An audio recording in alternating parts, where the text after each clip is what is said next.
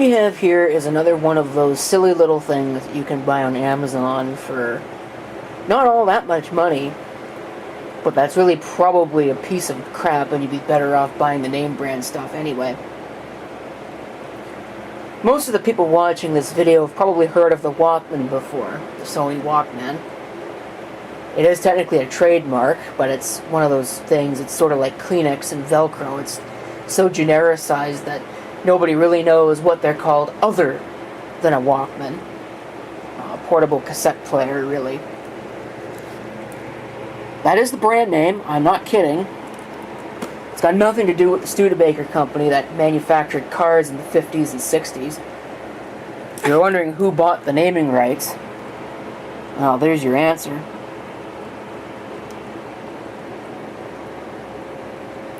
I'm kind of curious, actually, if this barcode is in the UPC database. I think we're going to go ahead and check that.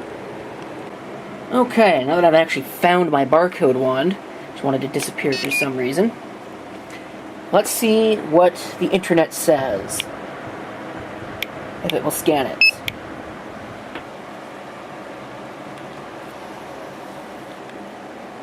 I guess there's your answer. Okay. So, let's take a look at the box. You can see it's a Walkabout 2 personal stereo cassette player recorder with AM FM radio and built-in speaker. Very breathless product description there. I don't know if it's got built-in earphones or if those are separate. I guess we'll find out. Looks decent from the pictures. It's just the same thing there. There's a look at some of the things that it's got. You can pause the video to read this if you want to.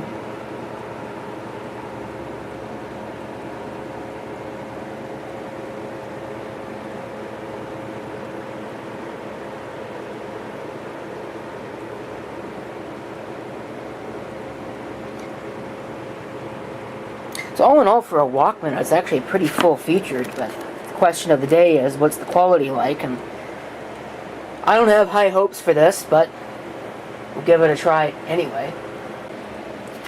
Okay, we got that open.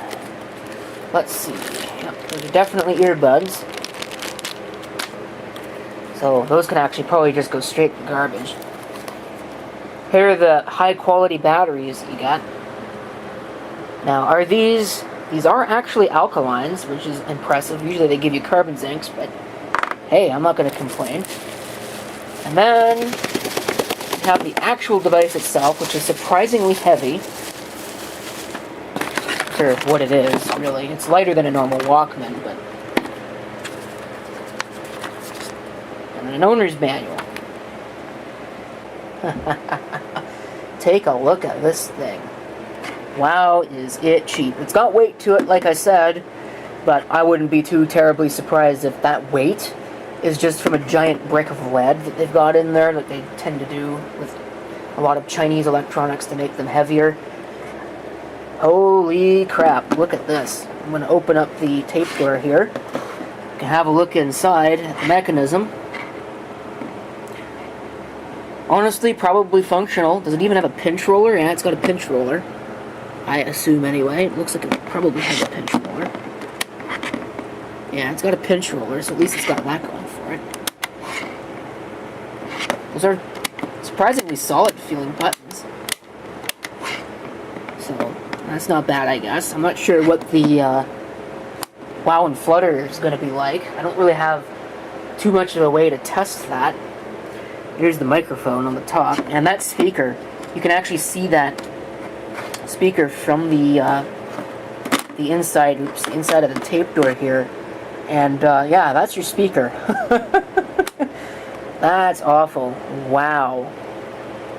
Of course, there's your information plate that you probably can't even read on this camera because it's not very good when the lighting is less than that of about 6 football fields. Pretty common problem with modern cameras. But anyway, here's a serial number, which very definitely gives a date of manufacture. So I'm going to throw some batteries in this and we'll see what it can do. Alright, try the radio first. Have a listen to that speaker. Not good, friends. Not very good at all.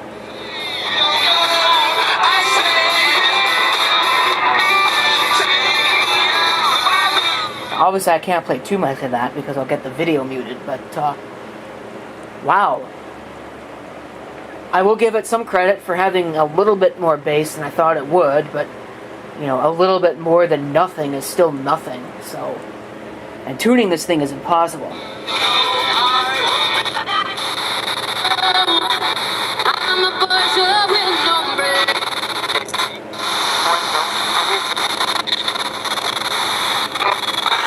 There's a little tiny tuning dial there, that you can't even see. Continue on the distance. On City TV.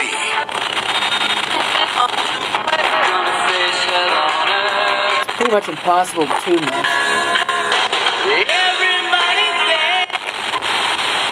And that's literally it. Switch it over to AM, I'm not expecting much.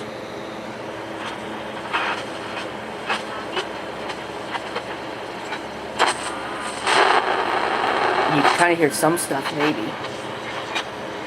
It says it's a treacherous. Canada's going to the World Cup. Those who made the 26-man roster.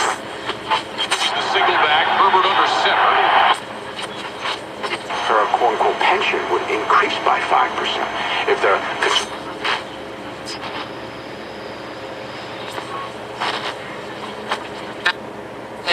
I'm in my late 40s. I'm starting to... Oh, that's it. So, I guess now we'll try out the tape and see what that's like. Okay, I got a random tape here. So we'll just go ahead and try it.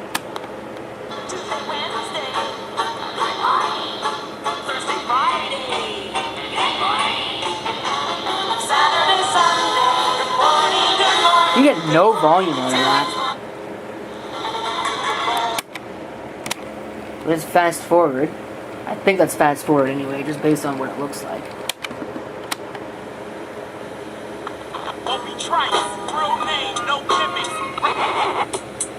That sounds like it's playing at nowhere close to the right speed.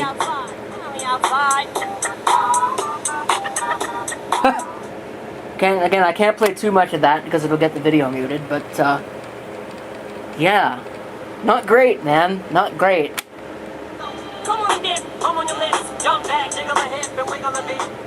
Alright. Let me just go ahead. I'm gonna go ahead and flip it around and get a different song here.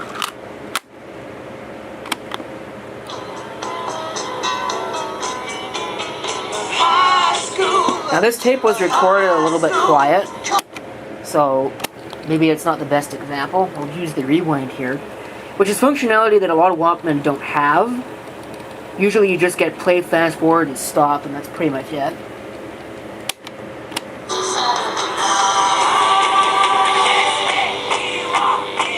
That sounds vaguely close to correct.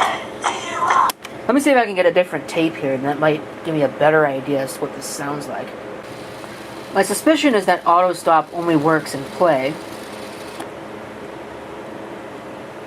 A suspicion that would be confirmed. At least reasonably. I have the volume all the way up on this. This is a pretty loud tape, I have found.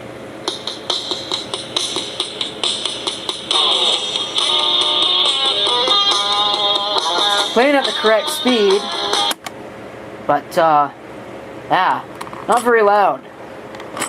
So, you will be using headphones with this. Let's see how the auto stop actually works.